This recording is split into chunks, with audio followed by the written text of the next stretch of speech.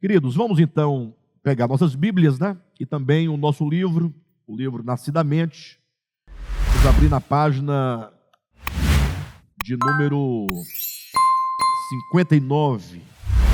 E só para nós podermos pegar a linha de raciocínio da última ministração, eu vou retomar da página 59, abaixo aí das 3 estrelinhas. Nós já lemos, já explicamos essa parte. Mas só para a gente poder pegar o ritmo, né, e o sentido da conversa, para não ter que fazer uma outra introdução desse ponto, tá bom?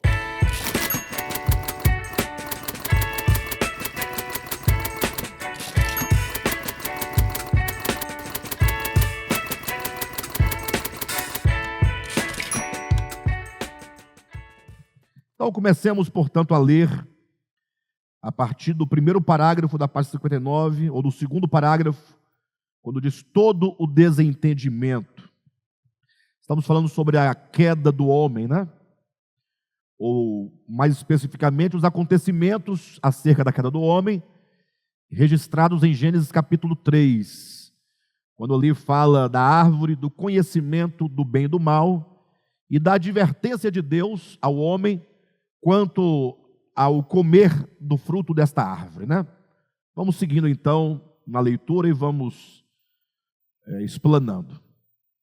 Todo o desentendimento acerca do pecado original começa pelo sofisma de que Deus teria ameaçado o homem de morte caso ele comesse do fruto proibido. Alguns acreditam que Deus teria imposto ao homem a restrição de não comer do fruto da árvore do conhecimento, sob pena de sofrer castigo da parte de Deus, que não pode suportar o mal, né? Então, nesse primeiro parágrafo, nós temos aqui pelo menos 2 afirmações. A primeira afirmação é que nós, do DEVAP, na nossa leitura e compreensão sobre a queda do homem, e a nossa leitura que nós fazemos da teologia convencional acerca da queda do homem, nós entendemos que existe aí um desentendimento, ou melhor, ao invés de haver um entendimento acerca do que é a queda do homem, a história toda chega a nós a partir de um desentendimento, de uma desinformação, e por isso nós vamos dar aqui o nome de sofisma, né? Há um sofisma. Então talvez exista alguma verdade. Qual é a verdade que existe? É que o texto bíblico, na sua literalidade, fala de um jardim, fala de uma árvore plantada no meio do jardim, chamada a árvore do conhecimento do bem e do mal. Isso é um fato, está registrado literalmente em Gênesis capítulo 3. Tem a figura da serpente, o diálogo da mulher com a serpente, tem o fruto proibido, tudo isso está registrado no texto, não é? Agora, em que consiste o sofisma? Em que consiste, então, o engano que se junta à literalidade do texto que acaba gerando um engano? Ora, é o fato, é o primeiro ponto, daqueles que leem o texto de Gênesis 3 entenderem que Deus teria como que armado uma armadilha para o homem. Ou seja, Deus teria colocado uma mera árvore no meio do jardim, e imposto ao homem que o homem não comesse do fruto daquela árvore, sob pena de sofrer uma punição da parte de Deus. Ou seja, eles dizem, né, a teologia convencional ensina, Deus teria ameaçado o homem. Eles não usam a palavra ameaça, né? Na teologia não usa essa palavra, mas a ideia é essa, é que Deus teria colocado uma árvore para pôr o homem à prova, como se Deus não soubesse das coisas, né? Como se Deus precisasse de fazer algum teste para com o homem. O certo é que antes de todas as coisas, ou antes de Deus criar todas as coisas, é certo que Deus já sabia o final de toda a história. Ele já sabe de todas as coisas, porque todas as coisas existem nele, né? Deus, ele é atemporal, ele transcende o tempo, ele transcende o espaço. Ele é todo poderoso, ele é todo presente, né? Como se diz, ele é onipresente, e ele é todo sabedor, tem toda a ciência, e portanto ele é onisciente, né? Tem toda a sabedoria e todo o conhecimento. Então, o problema da teologia convencional é quando ela confere a Deus, né, essa atitude de querer testar o homem, sabendo que o homem comeria. Então, nisso está o problema, né? Então, a primeira declaração deste primeiro parágrafo é que nós entendemos que na teologia convencional há um desentendimento, há uma desinformação, há um sofisma.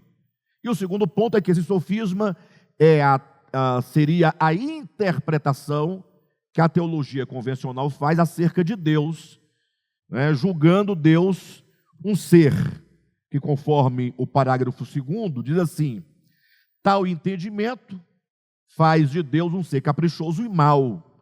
Caprichoso porque teria imposto ao homem algo sem nenhuma significância, um mero fruto de uma árvore, somente para testar a sua obediência. Mau porque, sabendo que o homem comeria do referido fruto, pois Deus é onisciente, ainda assim teria imposto inexorável sentença apenas para ter o pretexto de matá-lo depois de tê-lo criado. Ora, como pode aquele que é amor armar semelhante cilada para os seus filhos? Nesse ponto, eu preciso fazer aqui uma advertência, né? Porque eu fico imaginando alguém lendo esse nosso livro, e quando chega nesse momento, quando diz, como pode aquele que é amor armar semelhante cilada para seus filhos, eu já imagino qual é o argumento da pessoa. O que ela vai dizer? Não, veja bem, Deus tem o atributo da justiça e Ele também tem o atributo do amor. Então, enquanto justiça, Deus, Ele aborrece o pecado e, portanto, a morte seria um ato livre de Deus e seria um ato da justiça de Deus. Se Deus matar o homem, ou se Deus destruir o homem, impondo-lhe este castigo, Deus estaria amparado na sua justiça. Logo, não podemos, as pessoas vão dizer, logo vocês não podem recorrer ao amor de Deus, porque Deus é amor, mas também é justiça. E, portanto, a justiça não pode deixar de ser realizada por causa do amor. E eu sou plenamente favorável a esse entendimento. Perfeito? De que Deus é justiça, de fato. De que Deus é amor, de fato. E que uma coisa não anula a outra. Agora, o problema não é que Deus não é justiça ou que Ele não é amor. O grande problema é que as pessoas conferem a Deus, que é amor, um ato de violência contra a própria criação que Ele trouxe à existência. Ou seja, Deus traz uma criação, uma criatura à existência, isso é amor. Deus coloca o homem, esse homem criado, numa circunstância em que Deus sabe que ele vai cair, e então agora somente para ter o pretexto de depois matá-lo. E a pergunta que alguém faria seria a seguinte: mas e aí, o homem que cai, o homem que peca, não vai morrer? Seria a pergunta. Ou seja, Deus vai passar a mão na cabeça do pecador? Alguns pensam e perguntam assim. Eu diria, olha, se alguém porventura, no final de toda a história, depois de todos os julgamentos, de todos os tribunais, que ao meu ver também, são todos de natureza pedagógica, perfeito? Deus certamente há de julgar a sua criação, isso é um fato, mas não no modelo e na imagem que se nos apresenta, como Deus sentado no trono, todo mundo na frente dele, ele chamando um por um. E falando, você, fulano, você fez isso, tal, pega o caderno, abre na página tal e fazendo aquela verificação. Agora o próximo, passou, o primeiro é o quê? É o letra A, depois letra B. Isso é só um modo de colocar para nós podermos compreender a ação, o ato do julgamento. Mas não creio que seja neste modelo, pessoal? Neste modelo, é difícil. Bem, mas de todo modo, o fato é que se houver no final de toda a história aqueles que provarão a morte eterna, e isso no âmbito teológico, no âmbito da Escritura, é totalmente possível, tá? No âmbito da Escritura, porque você vai encontrar textos. que fazem referência a essa possibilidade. No âmbito teológico, é que quando você estuda esses temas dentro da estrutura bíblica, você encontra a possibilidade. Havendo, então, aqueles que porventura provarão a morte eterna, eles não morrerão eternamente, não sofrerão a morte eterna por um ato ativo de Deus. Não é Deus pegando, né, e lançando dentro de um tacho. A morte será uma consequência inevitável do próprio distanciamento do homem em relação a Deus. A morte, na verdade, ela não existe enquanto morte. Eu sei que essa é uma questão tanto filosófica, mas há muitas coisas, por exemplo, que não existem no plano da própria física, e nós podemos compreender isso facilmente, né? Costumamos sempre dizer assim: a luz, e estamos falando dessa luz física que nós temos e que nós usamos, certo? Seja a luz do sol, das estrelas, ou mesmo a luz que nós produzimos através da lâmpada, né? De todo modo. A luz, ela existe fisicamente e ela pode ser estudada na sua matéria, tá certo? Na sua matéria, né? Embora a energia ou os fótons, no final tudo são matéria, porque faz parte do estado criado de todas as coisas da natureza. Bem, de todo modo, a luz ela pode ser estudada. Agora, se você perguntar se existe alguma coisa de matéria chamado treva, você não vai encontrar. Então a explicação lógica é: ora, a treva é pura ausência. Treva é ausência. Não é? Desde que a luz não esteja presente, a ausência da luz resulta no nada, e esse nada é treva, portanto. Essa escuridão é o nada em relação à ausência da luz. Então poderíamos dizer que a luz existe, mas que a treva ou as trevas não existem enquanto uma coisa. Nenhum físico poderá estudar materialmente as trevas. É impossível. E um exemplo prático também, talvez menos interessante, mas é a ideia que nós temos de depressão ou de buraco, né? Se você pegar e fizer um buraco no chão, para você ter o buraco, você vai ter que retirar, né, a terra do lugar, sim ou não?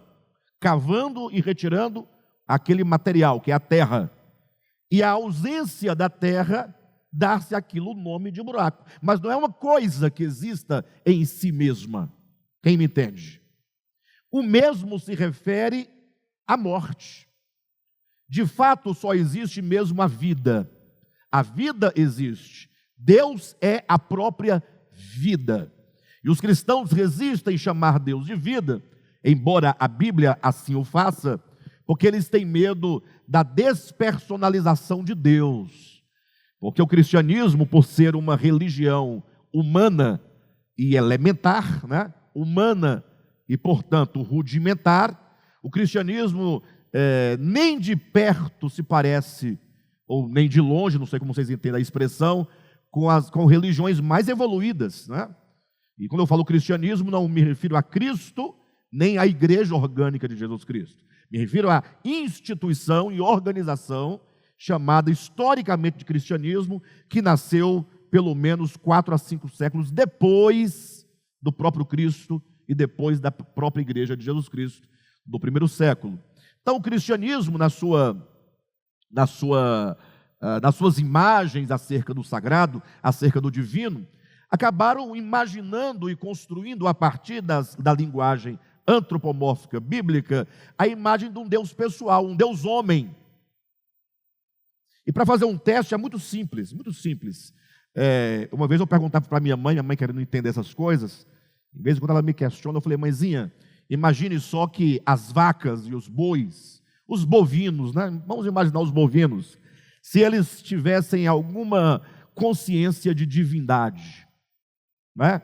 Alguma consciência, como é que eles projetariam na sua imaginação, na sua mente, o Deus Criador? Será que eles criariam a imagem de um grande cavalo? De um grande homem?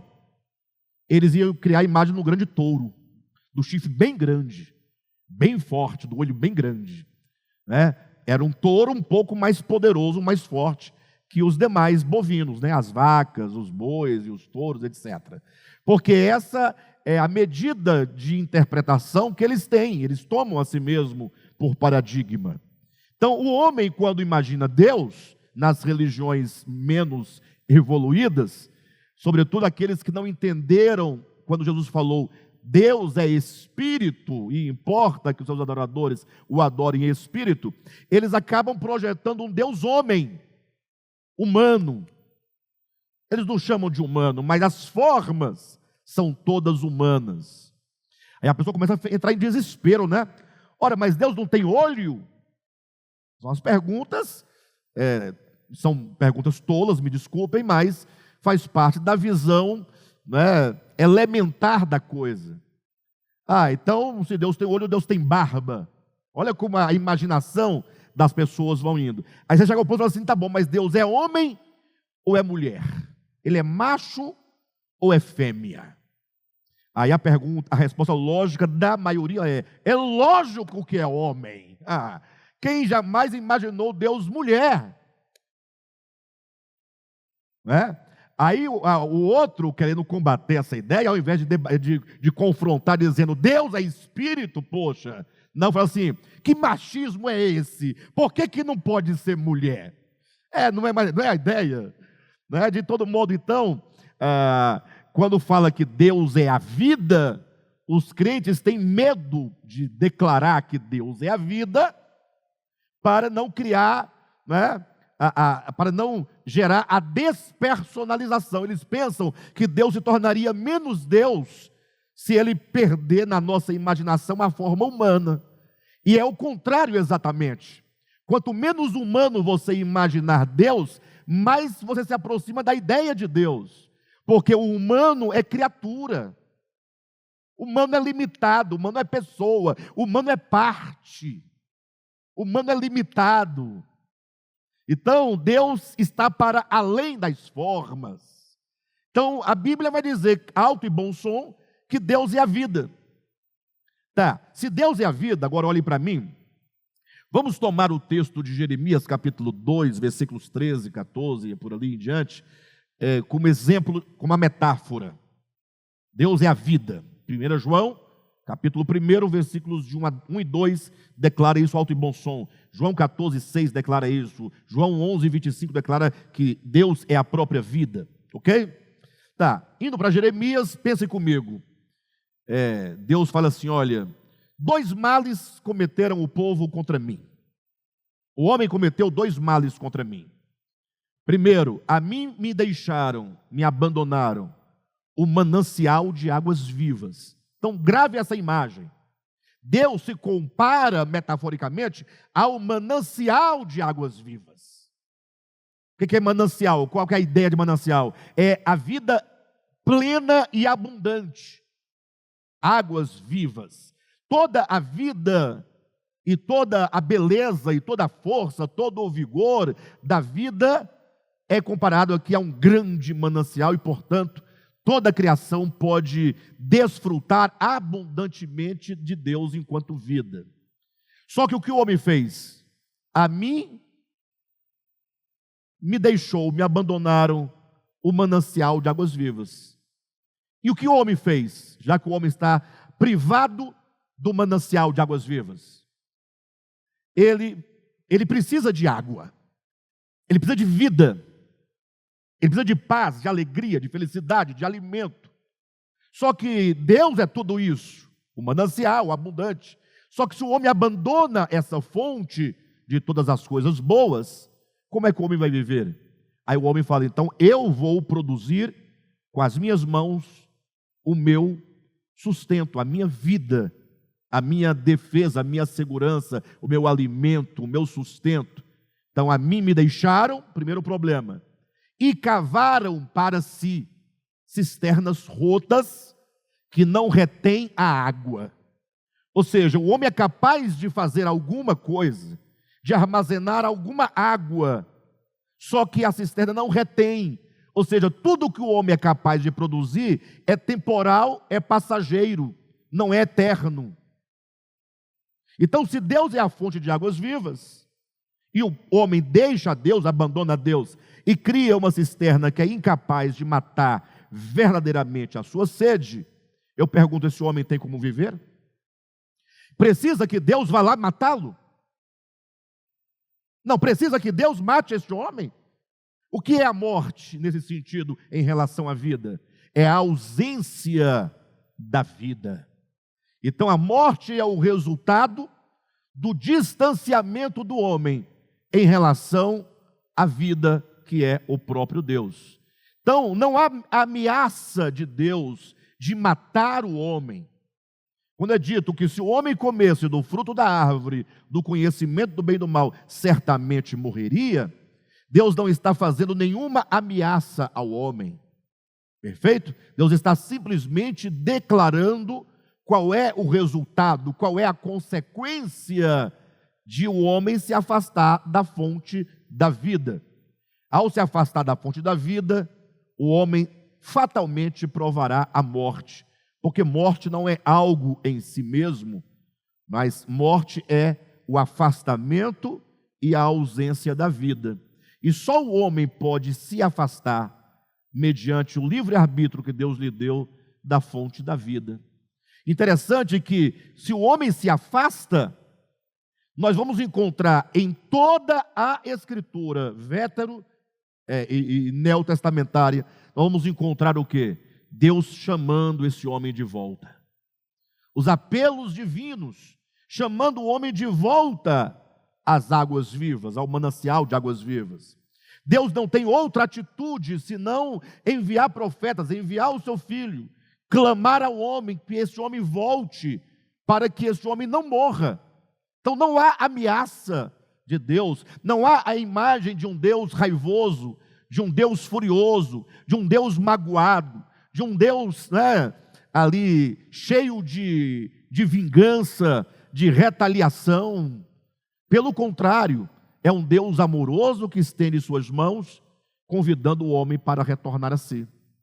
É basicamente o que está em Isaías capítulo 59, salvo engano, versículo 2, quando diz: porque as mãos do Senhor não estão encolhidas para que não possa salvar, mas são os nossos pecados que nos separam de Deus. A separação do homem em relação a Deus, a separação do homem em relação à vida, a separação do homem em relação ao bem, é causado pelos próprios pecados do homem. Vocês entendem essa questão? Agora, e se o homem então, fazendo uso da sua liberdade, ele diz: eu vou me separar de Deus, vou me afastar de Deus, e dane-se se eu morrer. Deus, com os braços estendidos, convidando o homem a voltar para ele. Onde é que entra aqui a justiça divina? É que Deus, tendo o poder de impedir o homem de não sofrer a morte, por causa da justiça, do livre-arbítrio, Deus permite. Mas ainda assim, Deus continuará com uma imagem que se registra no Evangelho de Mateus e também de Lucas, daquele que, vendo a destruição iminente da cidade de Jerusalém, declarou chorando: Jerusalém, Jerusalém, que matas os profetas e que apedrejas os que te foram enviados. Quantas vezes eu quis amparar vocês, como a galinha faz com os seus pintinhos, acolhendo-os debaixo de suas asas, mas vocês não quiseram. Em verdade, eu vos digo que desde então a vossa casa ficará deserta. E em seguida ele diz: e não ficará aqui pedra sobre pedra. Ou seja, esse juízo que vai acontecer, que o Cristo está pronunciando, é o resultado do abandono do povo de Israel em relação a Deus. Mas como é que Cristo fala? Vocês não me aceitaram, então eu vou enviar os meus anjos e que irá destruí-los com espada e etc. Não, é um Deus que clama, é um Deus que chora, é um Deus de amor, mas que em razão da sua justiça, nada pode fazer. Se o homem decide com seus próprios pés trilhar o caminho da destruição e da morte. É assim que se equilibra o amor e a justiça. Então, continuando aqui no último parágrafo da página 59, ora, como pode aquele que é amor armar semelhante cilada para os seus filhos? E porventura, não serviria para o próprio Deus o mandamento de não pagar o mal com o mal? Ou seja, estamos aqui argumentando a falsa ideia de que Deus teria ameaçado o homem, né? Se o homem cometesse o mal de comer da árvore da vida, do conhecimento do bem e do mal, Deus cometeria um mal maior contra o homem matando-o. Estamos rebatendo essa ideia. Ou dizendo melhor, de outra maneira, não seria esse mandamento de não pagar o mal com o mal uma expressão daquilo que Deus é em sua natureza, de modo que ele não poderia agir de outra maneira senão em harmonia com o seu próprio ser? E se ainda assim agisse de modo contrário, não estaria o Eterno a negar-se a si mesmo? Ou seja, Deus jamais pode negar a si mesmo. Deus não pode dar ao homem um mandamento, e o próprio Deus, porque é Deus, transgredir aquele mandamento. Eu me recordo numa situação, há muitos anos, conversando com um irmão, e inclusive esse irmão congrega hoje conosco, e hoje ele não pensa mais deste modo, obviamente, mas à época ele pensava, foi quando ele estava estudando ainda conosco, antes de congregar conosco efetivamente. E aí, quando eu falava essas questões do amor, da justiça, do mandamento de Deus para o homem e para Deus, se valia, se não valia, ele me falou a seguinte questão: falou, senhora, Deus é a medida da verdade, e portanto ele pode fazer o que ele quiser, e será sempre a verdade, porque não existe outra medida com que medir a Deus. Então, se Deus não cumpre um mandamento que ele ordena ao homem, ele pode fazê-lo, porque ele é a própria medida de qualquer coisa. Agora, cabe ao homem cumprir o que ele ordena. Ora, mas não foi exatamente isso que Jesus Cristo condenou nos fariseus e escribas? Que eles ensinavam ao povo uma coisa, mas eles próprios não cumpriam? E Jesus dá o nome de quê a essa atitude? Aquele que fala porque se faça algo, mas ele próprio não faz. Hipocrisia, que é um pecado condenável por Deus. Então, quando Deus diz, não pagueis o mal com o mal, isso para Deus é um fato da sua própria natureza. É impossível que Deus pague o mal com o mal, porque Deus é o puro bem. Até porque pagar o mal com outro mal é alimentar o ciclo de maldade e de violência. Não acabaria nunca esse ciclo. Para Deus, então, pôr um fim à maldade e a toda violência, em algum momento isso tem que parar. E só pode parar em Deus. Por isso que nós dependemos unicamente de Deus para poder alcançar, não é, esse viver e essa atitude. Seguindo adiante, próximo parágrafo, página 60, diz assim: quando Cristo ensinou nos evangelhos que se um filho pedir ao seu pai um pão, este não lhe dará uma pedra, ou se lhe pedir um peixe, não lhe dará uma cobra, quis ensinar a grande verdade de que Deus jamais engana os seus filhos. Então, esse é um texto muito interessante, porque Jesus fala assim, olha, se vós que sois maus, sabeis dar boas dádivas aos vossos filhos, agora imagine o Pai Celestial, e aí então Jesus dá o exemplo, né? Se o filho de vocês pedir um pão, porventura o pai lhe dará uma pedra, enganando o seu filho? Então Jesus parte de um pressuposto que mesmo o homem sendo mau, ele faz o bem para o seu filho. Logo, se um pai humano e caído não engana o seu filho, então o Pai Celestial jamais poderia armar uma cilada contra os seus próprios filhos. Estamos aqui em defesa do caráter de Deus, não é? E continuando, o texto diz assim: não age o verdadeiro com ludíbrios, nem com embustes, nem com engodo, nem com malícia. Outros, entretanto, argumentam que não houve ameaça da parte de Deus, mas que a árvore continha uma espécie de mal. Irmãos, presta atenção nesse argumento, tá? O que nós estamos fazendo aqui? Preste atenção. Estamos elencando as várias interpretações de Gênesis 3. Então vamos coordenar o nosso pensamento. Qual é a primeira argumentação que foi colocada aqui neste livro? Que algumas pessoas entendem, ao ler em Gênesis 3, que Deus ameaça matar o homem em nome da sua justiça. Se o homem desobedecer a Deus, Deus terá de matá-lo. É a primeira argumentação que nós estamos rebatendo. Como rebatendo? Se Deus assim o fizesse, ele seria mau, ele seria perverso, ele estaria enganando o homem. Sabendo Deus que o homem comeria de um fruto qualquer, sem nenhuma importância, não é? Deus traria uma pena capital de morte eterna sobre o homem por uma mera desobediência. Deus sabia que isso aconteceria, ainda assim ele provou o homem só para depois matá-lo. Deus não faz isso. Deus não pode pagar o mal com o mal. Deus não pode negar-se a si mesmo. Então, que fique claro o argumento da teologia convencional, ou um deles, e como nós estamos rebatendo esses argumentos.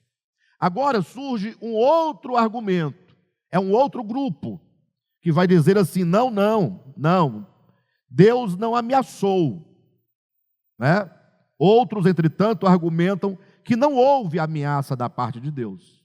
Vão dizer, não tem ameaça, mas que a árvore continha uma espécie de mal em seu interior e que o homem se tornaria participante de tal substância, caso comesse de seu fruto, vindo assim envenenar em todo o seu ser o que teria acontecido.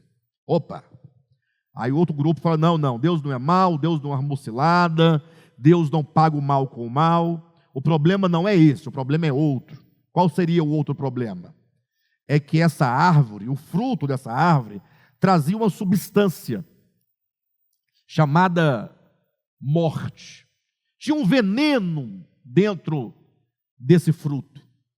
E que Deus não teria ameaçado, teria advertido o homem com respeito ao veneno que tinha dentro da árvore. Observa que isso é só uma tentativa de preservar a árvore, enquanto árvore, né, na mente, no conceito popular. Ou seja, como a árvore não pode ser simbólica, então vamos dizer que essa árvore tinha um veneno dentro dela, que era a própria morte. Daí vão dizer, a árvore da vida continha o que no fruto dela? A vida eterna. Então, duas árvores com dois frutos diferentes. O fruto da árvore do conhecimento tinha morte. E o fruto da árvore da vida tinha o quê? A vida. Então, veja a que conclusão se pode chegar com esse raciocínio. Né? Com esse raciocínio. Diríamos assim, se o homem come da árvore da vida, ele tomaria o que para dentro de si? A vida. Bem, como essa aqui é apenas uma árvore, e uma mera árvore, agora uma árvore especial, porque tem a vida enquanto substância. Para quem crê na Trindade, só para ficar mais claro, você diria assim, olha, o Pai tem vida em si mesmo, e Ele dá vida ao homem. Cristo tem vida em si mesmo, e Ele dá vida ao homem. O Espírito Santo é o Espírito da vida, o Espírito que dá vida, e portanto, dá vida ao homem. E agora surge um quarto, uma árvore que tem vida em si mesma e pode dar vida ao homem.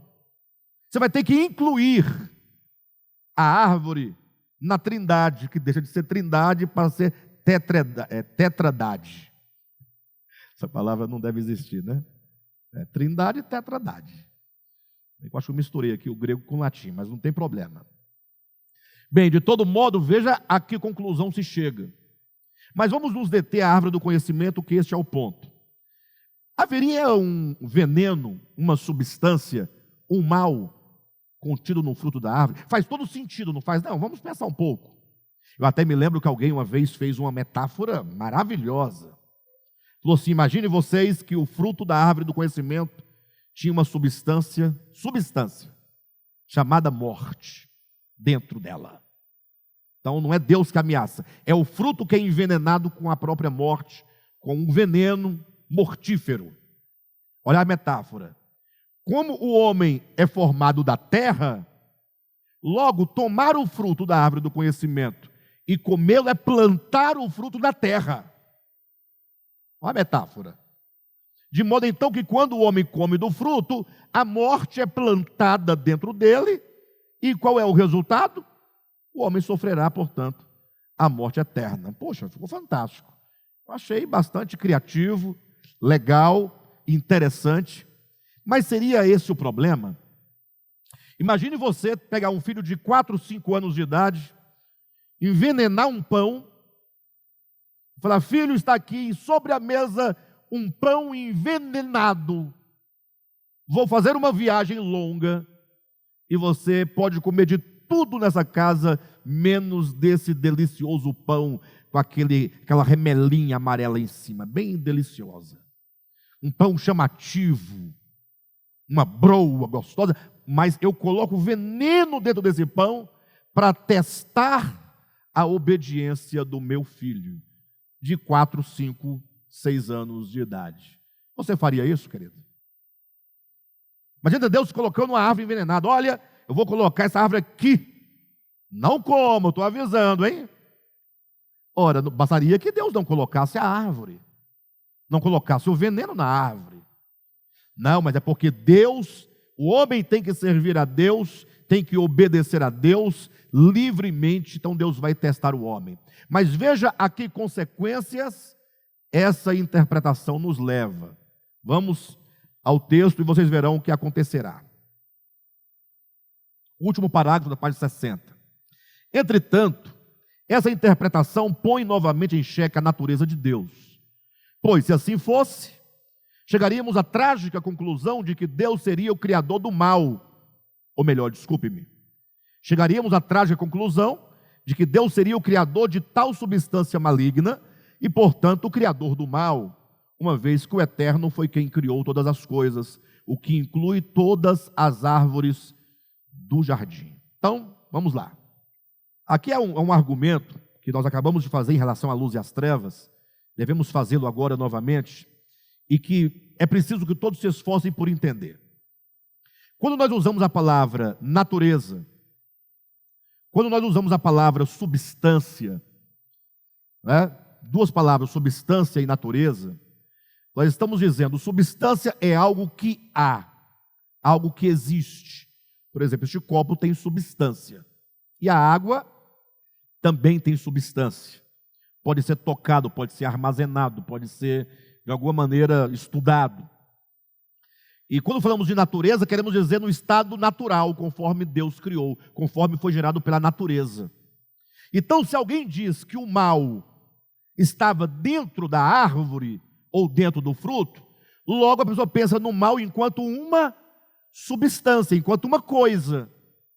E se é uma substância, é uma coisa, teria sido criado por alguém. Sim ou não? Aí você pensa num Deus criador, pensando, gente, eu vou criar agora, vai ser uma coisa maravilhosa. Ah, eu vou criar anjos, aí cria anjos. Eu vou criar arcanjos, aí cria arcanjos. Eu vou criar o homem, cria o homem. Vou criar a água, os peixes, os pássaros, as aves. Só coisas fantásticas, coisas bonitas, coisas maravilhosas. E depois fala assim, mas está faltando alguma coisa aqui para fechar essa criação maravilhosa. Ah, já sei, vou criar um veneno. Vou criar um veneno, uma substância mortífera, capaz de matar a criação que eu acabara de criar. Faz sentido para vocês isso? Seja honesto. Faz sentido? Vou criar um mal, uma coisa, um elemento, uma substância, e quem passar por aqui e comer é problema dele, se vira, dane-se. Então, não faz nenhum sentido. Até porque a Escritura dá o testemunho de Deus após toda a sua criação. Olha o parágrafo seguinte. O testemunho das Escrituras é este. Abrem aspas. Viu Deus tudo quanto fizera. Isso aqui é o finalzinho da descrição da obra de criação e reconstrução do universo. Viu Deus tudo quanto fizera. Ele viu tudo. E o que ele disse? E eis que era muito bom. Tudo o que Deus fez é muito bom. Puxa, até quando nós vamos insistir numa criação deficiente? Até quando nós vamos insistir numa criação bela, maravilhosa, mas que Deus colocou um gatilho nela para desferir um golpe contra a própria criação, a quem Deus quer bem. Deus criou todas as coisas para a sua glória, para o seu louvor. Então o mal não pode existir no universo enquanto uma coisa, enquanto uma substância. E eu me recordo, há algum tempo, um irmão que nos segue aí, nos acompanha nas redes sociais, até no Sem Fronteiras, salvo engano, não tenho bem certeza, mas me parece, até onde ele falou, que nunca mais eu ouvi falando nada, ele não podia compreender como que o mal não existe. Ele fica perturbado, a pessoa. Mas como é que você tem coragem de afirmar que o mal não existe, se você vê maldade todo dia? Basta ligar a televisão, maldade. Sai na rua, maldade. Você vê uma doença, é um mal consumindo o homem. Como que não existe o mal? Não é? E nós temos que repetir umas centenas de vezes, milhares de vezes, que o mal não existe enquanto substância, não existe enquanto uma coisa, senão que o mal é a ausência do bem. Observa que todas as vezes que você se afasta do bem, você encontra a maldade enquanto uma condição. Assim como se afastar da luz, dá nas trevas, se afastar da vida, dá na morte. Observa que as coisas negativas todas, elas não são em si mesmas. Como Deus é perfeito. Isso é um Deus perfeito. Não é? Seria mais ou menos assim, olha, um pai supre os seus filhos numa casa. Pensa na sua casa. Então o pai é o provedor, então ele compra frutas frescas, legumes, verduras, carne, cereais, etc. E a mãe prepara o alimento com muito carinho, com muito cuidado, provendo diariamente tudo o que é necessário para a saúde do filho.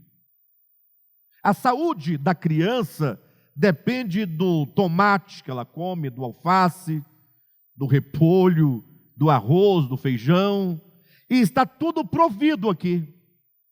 Mas se a criança resiste a comer, ela terá saúde?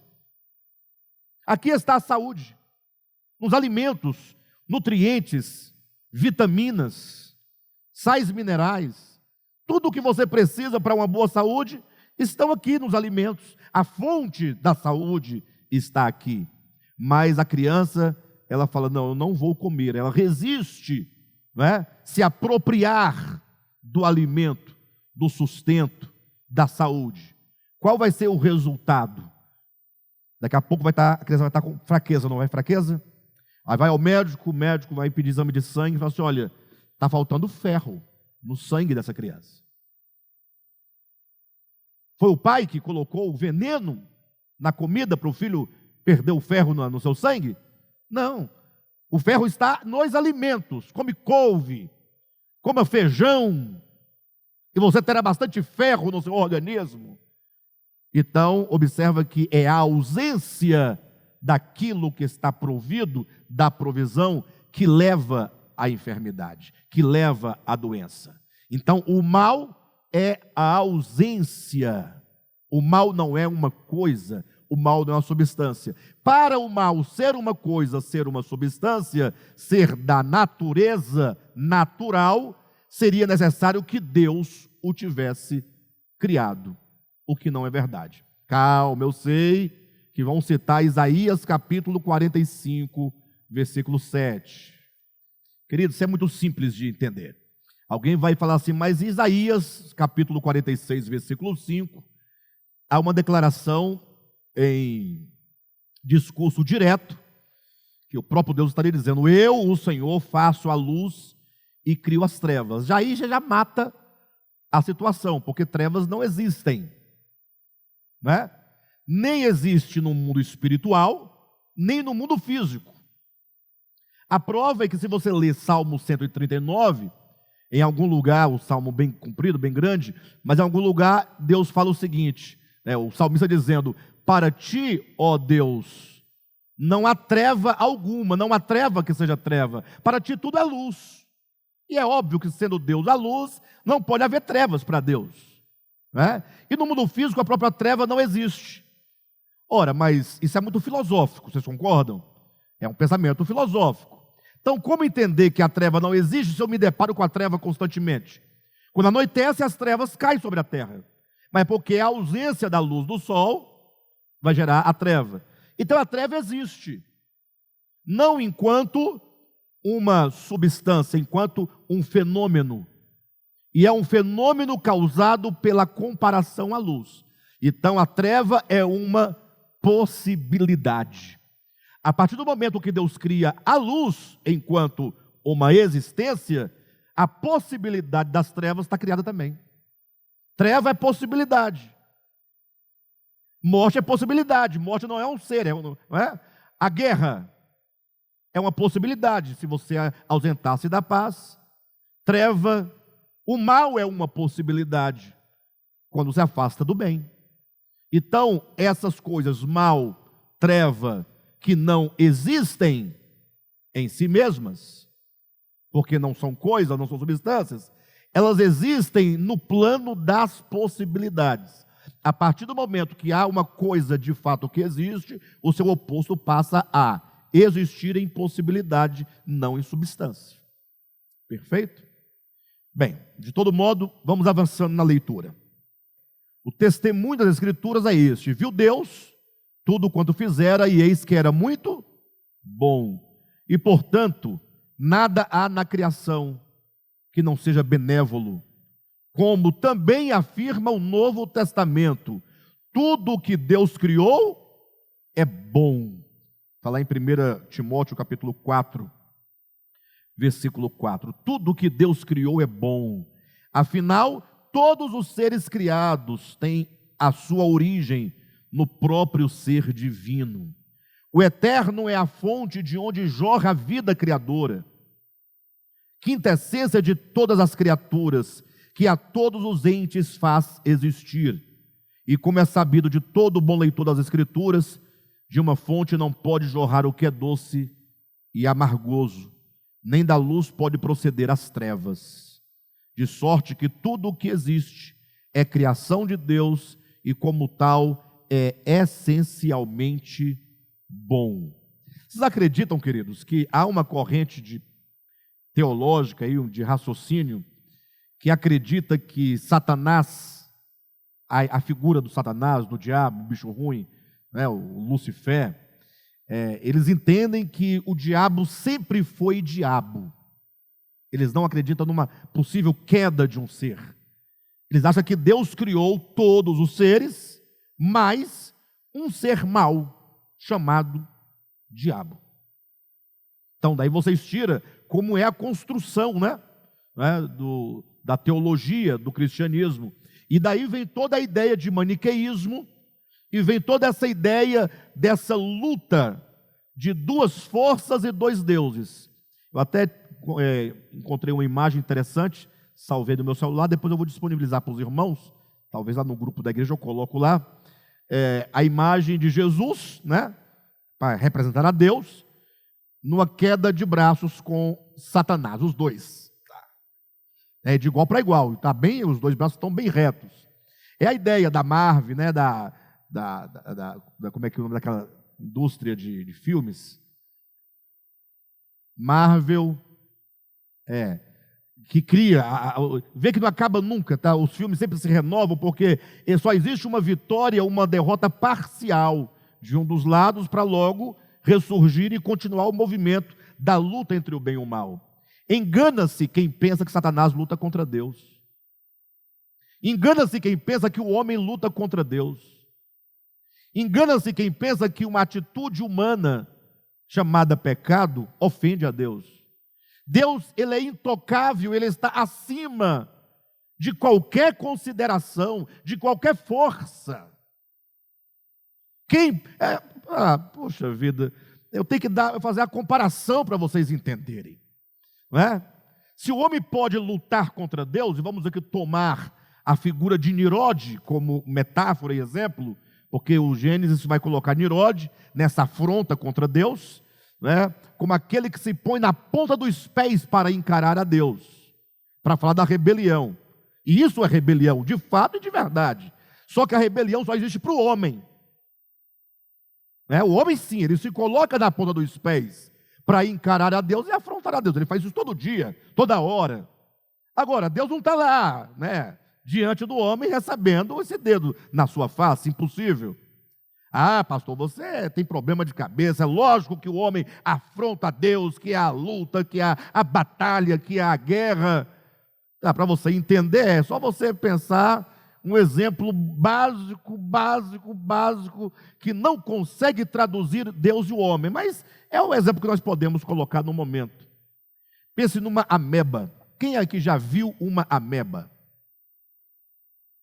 Um ser unicelular. Sabe o que é um ser unicelular? Formado de uma única célula. Não tem cérebro, não tem nada, você nem vê, de tão pequeno que é, você não consegue vê-la. Você precisaria de um microscópio para poder vê-la. Não enxerga, e se enxerga, deve ser na mesma dimensão e da proporção do seu próprio ser, seu próprio corpo. Não é? Mas imagine que essa ameba é o homem. Uma ameba tetraplégica, cega, sonsa, esquizofrênica, muda, surda. Imagine que essa ameba seja o homem. E que o homem, você, fosse Deus. É só uma metáfora. No âmbito do confronto, que mal ela pode te fazer? No âmbito do confronto. Não é que ela não possa te dar uma diarreia, não. Não vai por aí. Não vai por aí. Mas no âmbito do confronto, o que ela representa para você? Nada. Você a ignora completamente. É impossível você se ofender, porque a ameba se põe sob seus pés. Lembrei do irmão Pedro. Vamos nos colocar sobre nossos pés, ele fala, né? Irmão Pedro é uma benção. Então a ameba colocar-se sobre seus pés, encarar o homem, ficar ameaçando o homem. E você, essa ameba me ofende profundamente, eu vou matar essa ameba. Essa é a ideia muito elementar, muito rudimentar. Mas é exatamente isso que se tem na mente. Não é? Imagina, você vai entender claramente na experiência dos cristãos de um modo geral. Imagine vocês que os crentes, eles têm uma ideia de Deus tão pequena e uma ideia de um diabo tão grande. O cristão evangélico, sobretudo da linha pentecostal, neopentecostal, Deus é um ser tão insignificante, o diabo é um ser tão poderoso, que eles ficam 24 horas pedindo o livramento do diabo. Mas Deus é poderoso para dar o livramento. Cadê o livramento? Porque você olha, está todo mundo derrotado. Ou não está? Não, vamos devagar. Não é o testemunho de televisão, não. Testemunho de televisão é marketing. Eu falo da vida do ser humano, do homem, que está ali na vida real e concreta dele. Então, é uma mãe que passa a vida inteira orando pelo filho, para Deus salvá-lo das drogas, e o filho está lá nas drogas. Segundo a ideia que se cria do bem e do mal, Satanás está vencendo. E quando o filho, num tiroteio contra a polícia ou contra uma facção, morre naquela condição, quem venceu? Quem venceu? É a pergunta. E o pior, a teologia como um todo vai dando o suporte que Satanás venceu, pelo menos sobre aquela vida, porque, segundo o restante da teologia, essa vida morreu numa condição que é irreversível, é lago de fogo direto. Deus é amor, Deus é poderoso, Deus é tudo, mas quem está ganhando mesmo é o capeta. Isso é uma visão totalmente maniqueísta, que Deus criou o mal como um ser, uma coisa para lutar contra ele próprio. O diabo sendo uma criatura criada por Deus enquanto diabo. Nós estamos desconstruindo tudo isso para dizer: todos os males que nós sofremos são o resultado e a consequência dos nossos próprios atos, da nossa própria decisão enquanto humanidade. Enquanto humanidade. Não é nem enquanto indivíduo. Porque enquanto indivíduo nós sofremos, mas quantos problemas da humanidade não nos afetam diretamente? São muitos. Nós estamos ligados pela terra, né? O homem criado por Deus da terra, a humanidade está conectada, ligada numa unidade, e todos nós sofremos. Covid é um exemplo, não é? De todo modo, a grande notícia e a grande novidade é que Deus, desde o começo do mundo, já está trabalhando para resgatar toda a sua criação. Se você consegue ver uma criação bela em Gênesis capítulo 1 e 2, se você vê a partir de Gênesis 3 uma criação, né, sendo destruída em decadência constante, contemple a escatologia bíblica, quando Deus encher todas as coisas. Quando se fala de escatologia, todo mundo só pensa em raio, em taça da ira, fogo, enxofre, não é? Mas escatologia são as coisas finais, e as coisas finais não são fogo nem taça. As taças farão parte de um processo ainda, mas a consumação de tudo é Deus enchendo todas as coisas, é Cristo sendo tudo em todos, e é todo o universo convergindo para Cristo. E por fim o Cristo de Deus vencendo todos os inimigos. E o último inimigo a ser vencido é a morte. E aí o Filho entregará o reino ao Pai, e isso representa a vitória de Deus sobre o mal, enquanto a possibilidade de afastamento.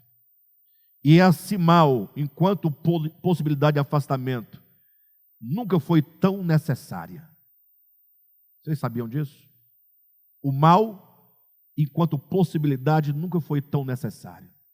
Vocês sabiam que o que vocês são hoje, na fase adulta, é o produto de todas as experiências que você teve na infância e na adolescência e juventude? Que todos os males que você cometeu na juventude forjou o que hoje você é? É impossível nascer uma criança e você achar que essa criança, em todos os dias da sua existência, da meninice, infância, adolescência, juventude, não erre e venha a atingir uma maturidade. Impossível. Então, quando Deus cria todas as coisas, tudo está em fase de crescimento. Deus sabe que essa criação terá uma infância e terá uma adolescência, e que é próprio da adolescência o desagregamento. Mas tudo isso vai abrir um caminho para Deus entrar na história e tomar essa criação sobre si pela obra de redenção e elevá-la à maturidade. A escatologia bíblica, Novo Céu e Nova Terra, é uma criação que foi criada, que passou pelos processos necessários, que foi redimida e que amadureceu e se encheu da glória de Deus. A convergência da criação para Deus, quando tudo convergir para Deus, será o resultado da compreensão da criação de quem Deus é e de quem ela é em si mesma. Ou seja, sabe aquele pai que fala assim: puxa, esse meu filho, misericórdia, como dá trabalho. Quem é pai aqui sabe, e quem não é vai saber. Se não souber, vai ficar sem saber. De todo modo, aí depois de muitos anos aquele filho cresceu, está maduro, aí se torna um filhão abençoado, não é? E o pai olha e fala: puxa, mas valeu a pena, né? Foi bom, foi necessário, porque tudo contribuiu. Então, o final de todas as coisas é Deus vencendo sobre toda a possibilidade de afastamento, por meio de revelar-se a si mesmo à sua criação e de a criação assimilar a revelação de Deus e chegar ao conhecimento de Deus que a leva à maturidade. Amém, queridos? Bem, de todo modo, vamos parar por aqui na página 61. Tá bom? Quando diz o mal, consequentemente. Último parágrafo. Na verdade, já tratamos isso aqui um pouco. Semana que vem nós vamos retomar exatamente neste ponto e dar seguimento. Tá bom, querido?